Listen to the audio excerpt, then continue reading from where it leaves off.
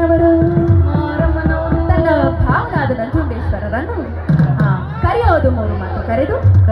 ಕೂಗೋದು ಮೂರು ಮಾತು ಕೂಗಿ ಕೂಗಿ ಕೂಗಿ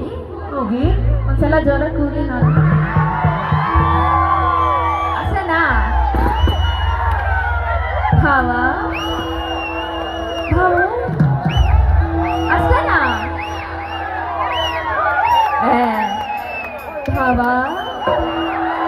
ಭಾವ ಕರೆಯೋದು ಮೂರು ಮಾತು ಕರೆದು ಕೂಗೋದು ಮೂರು ಮಾತು ಕೂಗಿ ಕೂಗಿ ಗಂಗಾಲೆ ತೇಜೆಯಲ್ಲಿ ಗತ್ತುರುಗಿ ಹೊರಟಾಳಲ್ಲೋ ರಂಬೆ ಉತ್ತನ್ನೆ ಮಾಡಿ